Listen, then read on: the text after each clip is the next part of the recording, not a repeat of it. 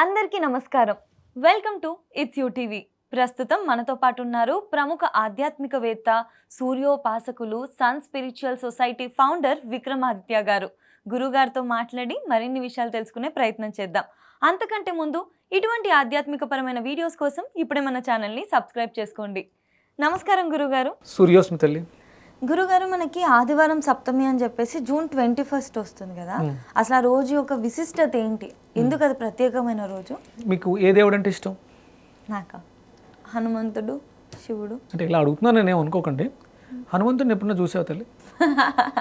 ప్రత్యక్ష దైవంని వదిలేసి ఇలా చేస్తున్నాను. అట్లా ఏం అడగట్లేదు, మామూలుగా అడిగా. ఇప్పుడు మీకు ఇష్టమైన దేవుడు హనుమంతుడు, తప్పేం లేదు, దాన్ని ఏం కాదనట్లే. ఎప్పుడన్నా హనుమంతుడిని చూసావా? టెంపుల్స్లో. ఇది హనుమంతుల వారి విగ్రహం. అది హనుమంతుల వారు కాదు, హనుమంతుల వారి విగ్రహం. ఇది శివుడు మూర్తి అంతే. ఇక్కడ అంటే మనకి ప్రత్యక్ష నారాయణుడు, ప్రత్యక్షంగా దర్శనమిచ్చే దైవం ఒక్కటే. అంటే చాలామంది హిందూ ధర్మం, ఇతర ధర్మాల వాళ్ళు దేవుడు ఒక్కడే అంటారు. దేవుడు ఒక్కడే, మా దేవుడే గొప్ప, అది అల్లా అంటారు. క్రైస్తవులేమో యేసు గొప్ప, దేవుడు ఒక్కడే, ఇంకా మిగతాదంతా లేదు అని అంటారు. కానీ మన సనాతన ధర్మంలో సత్యం ధర్మంగా ఉంటుంది. ఇక్కడ అది సత్యం, అదే స్టాండర్డ్, దాన్ని మించింది లేదు. ఇక్కడ మనకి శివుడని, విష్ణువని, పార్వతీదేవి, గణపతి, సుబ్రహ్మణ్యుడు, ఇలా చాలా రకాలు ఉంటాయి. మీకు ముక్కోటి దేవతలు అంటే అన్యమతస్థులు మాట్లాడే మాటలు, ముక్కోటి దేవతలు, వాళ్ళు ఎవరు కూడా కనపడరు మనకి, అంటే వాళ్ళు ప్రశ్నించడానికి. ఇక్కడ ప్రత్యక్ష నారాయణుడైనటువంటి సూర్యుడు అంటే మనకి ఫస్ట్ బ్రహ్మ, విష్ణు, మహేశ్వరులు, వీళ్ళ ముగ్గురు. ఇక తర్వాత చాలా రకాలు వస్తాయి ఇందులో. అంటే మనకి 33 కోట్ల దేవతలు ఎలా అంటే 12 మంది ఆదిత్యులు, బ్రహ్మ, విష్ణు, మహేశ్వరులు, ఎలాగ మనం 12 మంది ఆదిత్యులు, 2 అశ్విని దేవతలు, 11 మంది రుద్రులు. ఇవి మనకి భగవంతుడిగా 33 కోట్లు. అంటే కోటి అంటే రకము అని అర్థం, కానీ కోట్లు అని కాదు, పీపుల్స్ లెక్కలో కాదు. ఇవన్నీ కూడా ఈ 33 కోట్లు ఏదైతే 33 మంది అష్టవసువులుగా, 12 మంది ఆదిత్యులుగా, ఏకాదశ రుద్రులుగా ఉన్నటువంటి ఇవన్నీ కూడా ఒక్క సూర్యుడిలోనే ఉన్నాయి. అంటే సూర్యుడే మనకి ప్రత్యక్ష దైవం. మనకి కాదు, నువ్వు ఒప్పుకున్నా ఒప్పుకోకపోయినా క్రైస్తవులకి ఆయనే దైవం, ముస్లింలకి ఆయనే దైవం. వాళ్ళు ముస్లింలు నమాజ్ చేస్తారు రోజుకి 5 సార్లు, చాలా భక్తి శ్రద్ధలతో చేస్తారు. హిందువులు ఎవరు కూడా అలా చేయరు. సూర్యోదయానికి పూర్వం చేస్తారు. ఉదయిస్తున్నటువంటి సూర్యుడికే సుబ్హాన్ అల్లా అంటే ఉదయిస్తున్నవాడే భగవంతుడు అని చేస్తున్నారు. సూర్యోదయానికి పూర్వం అంటే మనకి సంధ్యావందనం అనేది సూర్యోదయానికి పూర్వం, సూర్యోదయం తర్వాత సంధ్యావందనం, మధ్యాహ్న సంధ్యావందనం, సాయంత్రం సూర్యాస్తమయానికి ముందు, సూర్యాస్తమయం తర్వాత. పర్ఫెక్ట్గా చేస్తున్న వాడు అంటే వేదం తెలిసిన వాడిని బ్రాహ్మణుడు అంటారు. వీళ్ళు వైదికం కాకపోయినా వీళ్ళు పర్ఫెక్ట్గా చేస్తారు, సిస్టమేటిక్గా. ఎక్కడ ఎంత పనిలో ఉన్నా ఆ టైంకి ఆ 5 నమాజులు పర్ఫెక్ట్గా చేస్తారు వాళ్ళు. అలాగే ఆదివారం వస్తే క్రైస్తవులు టెన్షన్గా ఫ్యామిలీ మొత్తం చర్చికి వెళ్తుంది. ఒక దైవాన్ని పర్ఫెక్ట్గా నమ్మి సిస్టమేటిక్గా చేస్తున్న వాళ్ళు ఎవరంటే అన్యమతస్థులు అని చెప్పొచ్చు. వాళ్ళు ఆరాధించే పేరు ఏదైనా కానీ వాళ్ళు ఆరాధించేది దైవాన్ని, సూర్యుడినే. కానీ మనకి ఆ జ్ఞానం పోయింది.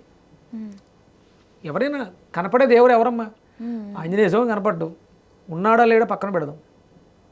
పరమేశ్వరుడు కనపడ్డు, సర్వాంతర్యామి ఆయన మనకు కనపడ్డు. అంటే ఈ మాంసచక్షువులకి కనపడ్డు, కానీ మాంసచక్షువులకి కూడా కనపడే దైవం శివుడే, సూర్యుడు. మళ్ళీ ఇంకా వేరే డైవర్షన్ ఏమో అవ్వక్కలే. శివుడు వేరు, సూర్యుడు వేరు కాదు, శివుడే సూర్యుడు. ఇక్కడ లింగాకార రూపంలో ఉన్న, అక్కడ గోళాకారంగా ఉన్నాడు. ఒక పానపట్టం మీద ఆ ముద్దని తీసుకొచ్చి ఎలా పెడితే అది కూడా శివలింగమే, లింగాకృతిని పొందాడు. ఇక మీరు అన్నట్టు హనుమంతుల వారు ఎవరు? ఆయనకి హనుమంతుల వారి దగ్గర ఉన్నదేంటి? అద్భుతమైనటువంటి శక్తులు ఉన్నాయి ఆయన దగ్గర. నవ వ్యాకరణ అంటే అద్భుతమైనటువంటి జ్ఞానం ఉంది, పాండిత్యం ఉంది. శ్రీరామచంద్రమూర్తే ఆశ్చర్యపోయినంత జ్ఞానం ఉంది ఆయనకి. ఇదంతా ఎక్కడి నుంచి వచ్చిందంటే సూర్యుని అనుసరించడం వల్ల సూర్యుడే హనుమంతుల వారికి జ్ఞానాన్ని నేర్పించారు. హనుమంతుల వారి గురువు సూర్యుడు. Okay okay.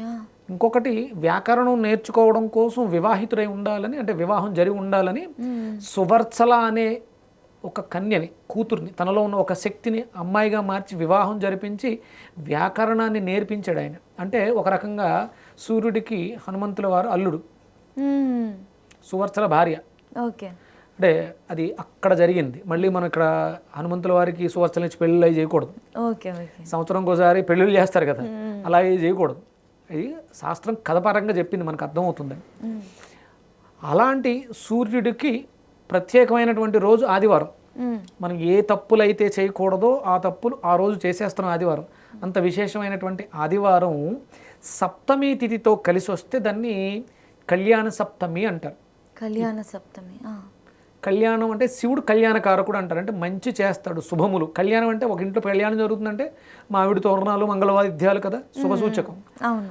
అలాంటిది మీ జీవితంలో జరగడానికి ఒక అద్భుతమైనటువంటి ప్రత్యేకమైనటువంటి దినం ఆదివారము. సప్తమి తిథి కలిసి వస్తే అది చాలా విశేషమైనటువంటి పర్వదినం.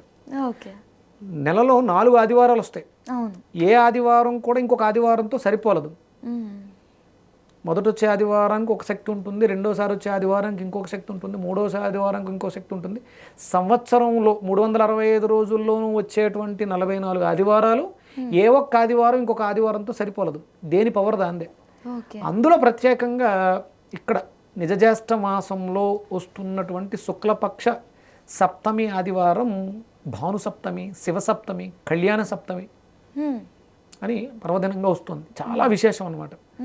అంటే సూర్యోపాసన, విక్రమాదిత్య అనే నామం సూర్యోపాసనకు సంబంధించింది. సన్ స్పిరిచువల్ సొసైటీ అనే ఒక ట్రస్ట్ సూర్యుడికి సంబంధించింది. అవును. కాబట్టి దీని మీద అవగాహన రావాలి. ఆదివారాలు బాగా చేయాలి. మాకు శివుడు అంటే ఇష్టం, మేము సోమవారం బాగా చేస్తాం, ఆ హనుమంతుల వారు అంటే ఇష్టం, మంగళవారం బాగా చేస్తా, ఆదివారం నా ఇష్టం వచ్చినట్టు ఉంటా, కుదరదు. నువ్వు ఆదివారం కరెక్ట్గా చేస్తేనే నీకు సోమవారం అయినా ఫలితాన్ని ఇస్తుంది, మంగళవారం అయినా ఫలితాన్ని ఇస్తుంది. ఆరోగ్యప్రదాత ఎవరు? సూర్యుడు కదా. నీకు ఆరోగ్యం బాగాకపోతే నువ్వు ఉపవాసాలు ఏం చేస్తావు, పూజలు ఏం చేస్తావు, జపాలు ఏం చేస్తావు, మెడిటేషన్ ఏం చేస్తావు? అవునవును. ఇంతకుముందు ఎప్పుడో ఒక ఎపిసోడ్లో ఖర్చులు ఎక్కువైపోతున్నాయి అని అడిగావు. అవునవును. ఆరోగ్యం కోసం హాస్పిటల్లో ఖర్చు పెడుతున్నావు, ఆదివారాలు నువ్వు తప్పు చేస్తున్నావు కాబట్టి, సూర్యోదయానికి పూర్వం నిద్ర లేవట్లేదు కాబట్టి, సూర్య అపచారాలు చేస్తున్నావు కాబట్టి, సూర్యాస్తమయం తర్వాత తినడం తప్పు, తినకూడని పదార్థాన్ని అప్పుడు తింటున్నావు మళ్ళీ.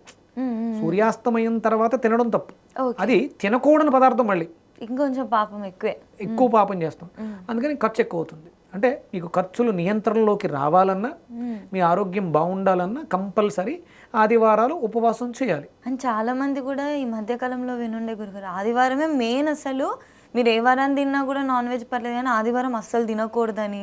అండ్ నా మధ్య కొంచెం సోషల్ మీడియాలో వచ్చింది, ఆదివారం సెలవు కాదు, ఆదివారమే first day of working day, ఆది ఫస్ట్ డే.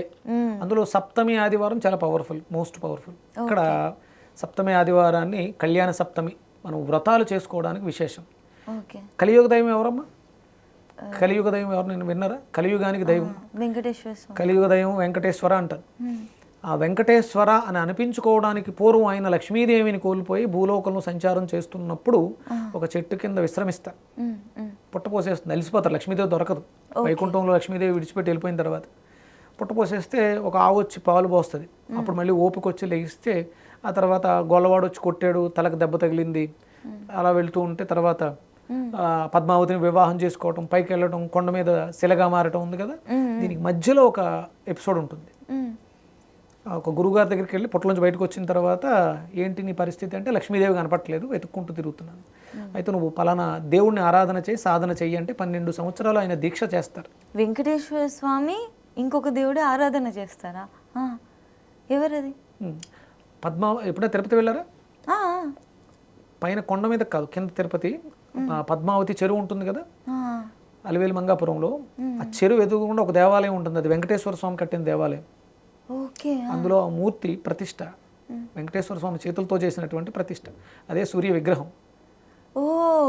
కలియుగ దైవం అయినటువంటి వెంకటేశ్వర స్వామిగా కీర్తింపబడుతున్నటువంటి ఏడుకొండల వాడు, అంటే 7 కొండలు ఆయనవి కాదు, ఆ కొండ మీద శక్తి ఉందని ఆయన మనకు చెప్పాడు. గోవిందుడు అంటే గోవు, అంటే మనం అనుకునే ఆవు పేరు గోవు.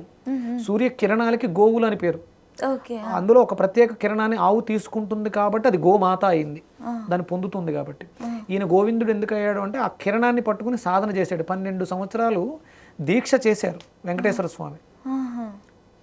అందుకని గోవిందుడు అయ్యాడు. ఆయన ఉచ్చరించినటువంటి నామం గోవింద. గోవింద అంటే సూర్యుడు, వెంకటేశ్వర స్వామి కాదు. ఆ 7 కొండలు సూర్యుడి యొక్క 7 గుర్రాలు. ప్రతినిత్యం కూడా 12 సంవత్సరాల పాటు మాల వేసుకుని పైకి వెళ్ళి కిందకు వచ్చేవారు ఆయన. ఆ కొండ మీద ఒక శక్తి ఉంది, అక్కడ తపస్సు చేసుకుని ఆ శక్తిని పొంది మనకి కలియుగానికి దైవం అయ్యారు. మనం వెంకటేశ్వర స్వామిని ఎందుకు ఇష్టపడుతున్నాం అంటే ఆయన సూర్య ఆరాధకులు, సూర్య ఉపాసన చేశారు. అలాంటి అద్భుతమైనటువంటి 7 మీద వస్తున్నటువంటి సప్తమి, 7 సప్త శనివారాల వ్రతం అయ్యి చేసాం మనం. కానీ చేయాల్సింది ఏంటంటే సప్త ఆదివారాల వ్రతం. ఆయన 12 సంవత్సరాల పాటు దీక్ష చేశారు వెంకటేశ్వర స్వామి. ఆ రోజు ఏ విధంగా దీన్ని జరుపుకోవాలి గురుగారు? పూజా విధానం మద్య మాంసాదులకి వెళ్ళకూడదు. అంటే మనకి సూర్యాష్టకంలో ఉంటుంది, కనీసము భానువారవందను స్త్రీ తైల మధు మాంసాన్ని త్యజంతి. అంటే భార్యతో సంసారం చేయడం తప్పు. స్త్రీ తైలం అంటే నూనె వస్తువులు వాడకూడదు. మధు మాంసాన్ని, మద్యం సేవించకూడదు. మాంసాదులు, మాంసాహారం అంటే మాంసపు కృతులు ఉన్నది కూడా, కేవలం నాన్ వెజే కాదు, వెజ్లో కూడా మాంసపు కృతులు ఉన్నవి తినకూడదు. విపరీతంగా అంటే పన్నీరు, మష్రూమ్స్, ఆయిల్తో ఉండే ఏవి కూడా తినకూడదు. ఏదో కొంచెం అవినేతితో తాలింపు పెట్టుకుంటే, అంటే చారు, పెసరపప్పు లాంటివి, ఆకుకూర లాంటివి తాలింపు పెట్టుకుని తినాలి. తేలికగా జీర్ణం అయిపోవాలి. ఆ రోజుకున్నటువంటి పవర్ అటువంటిది. ఎవ్రీ సండే దానికి ఇది ప్రారంభంగా పెట్టుకుని సప్తమి ఆదివారం కళ్యాణ సప్తమిగా వస్తుంది. నేను చిన్న కార్యక్రమం చేస్తున్నాను. యూసఫ్ కూడా పోలీసు గ్రౌండ్స్ ఉంది కదా, పోలీస్ లైన్లో, అక్కడ సుబ్రహ్మణ్యేశ్వర స్వామి టెంపుల్లో అరుణవ్రతం అని చేస్తూ ఉన్నాను. ఎవరైనా వచ్చి అక్కడ దర్శనం చేసుకోవచ్చు, స్వామికి నమస్కారం చేసుకోవచ్చు. కానీ ప్రతి ఇంట్లో కూడా ఆదివారాలు విశేషంగా జరగాలి.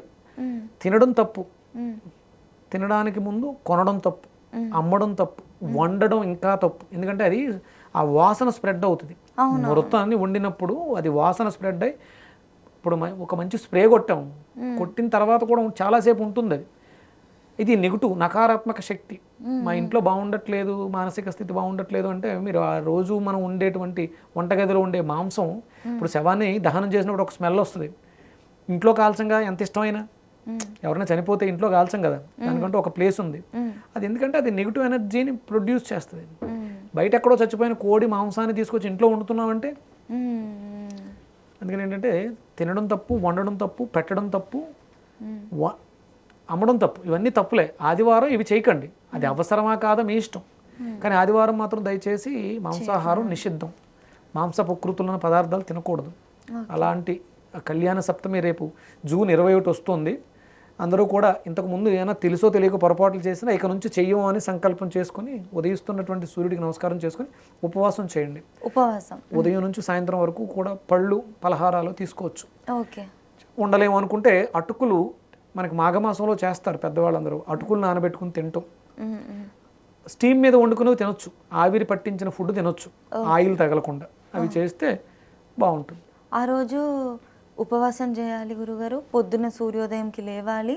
కుదిరితే ఏదైనా దేవాలయంకి వెళ్తే మంచిది. ఇంకా చక్కగా మీరు అన్నారు కదా అరుణ హోమం అని, అరుణ వ్రతం, అందులో పాల్గొన్నా కూడా ఇంకా చాలా మంచిది. ఇంట్లోకి ఏమైనా పారాయణం చేసుకో, ఆదిత్య హృదయ పారాయణం, శ్రీరామచంద్రమూర్తి చేత మనకు అందివ్వబడినటువంటి ఆదిత్య హృదయ పారాయణం విశేషమైనటువంటి ఫలితాలను ఇస్తుంది. కనీసం 3 సార్లు చదవాలి, కనీసం 3 సార్లు. ఇక తర్వాత ఇంకా చేయగలం అనుకుంటే 12 సార్లు, ఎంత ఎక్కువ చేస్తే అంత మంచిది. ఆ రోజు ఏ టైంకి చదివినా పర్లేదా గురుగారు? ఉదయమే చదవాలి. ఇప్పుడు నేను ఏదో అడగాలమ్మా, నువ్వు ఉన్నప్పుడు అడిగితే బాగుంటుందా, నువ్వు వెళ్ళిపోయిన తర్వాత నా ఎదురుగుండా ఉన్నావు, ఇప్పుడు అడిగితే బాగుంటుంది. వాటి వెళ్ళిపోయిన తర్వాత కూడా ఇక్కడ నువ్వు ఉన్నావని అడిగేస్తే ఇస్తావా? నీకు తెలియాలి కదా. సూర్యోదయ సమయంలోనే అడగాలి. ఖచ్చితంగా గురుగారు. ఈ ఆదివారం నుంచి అయినా అందరూ ఇక మీదటి వచ్చే ఆదివారాలలో ఇలా ఉంటామని సంకల్పించుకొని ఉంటే చాలా మంచిది. మనం ప్రతి వారం ఈ రోజు ఆ రోజు అని చేస్తాం. ముఖ్యంగా ఆదివారంకి మీరు చెప్పినట్టుగా ప్రత్యక్ష మీరు ఏ దేవీ దేవత ఉపాసన అయినా, మీకు ఏ దేవుడు ఇష్టమైనా ఆదివారం చెయ్యకపోతే, ఆదివారం తప్పు చేసి మీరు ఎన్ని శనివారాలు చేసినా, ఎన్ని సోమవారాలు చేసినా, ఎన్ని మంగళవారాలు చేసినా మీకు ఫలితం ఉండదు. ఎందుకంటే ఆది, ప్రారంభం, సండేకి అధిపతి సూర్యుడు. మీ లోపల ఆత్మకారకుడు సూర్యుడు. శరీరం కోసం ఎన్ని చేసినా వేస్ట్. ఆత్మ బాగుండాలి, ఆత్మజ్ఞానం రావాలి. సండేస్ బాగా చేయండి, ఆరోగ్యంగా ఉండండి. ఖచ్చితంగా గురుగారు, చాలా మంచి విషయాలు తెలియజేశారు. ధన్యవాదాలు గురుగారు. సూర్యస్మితలే.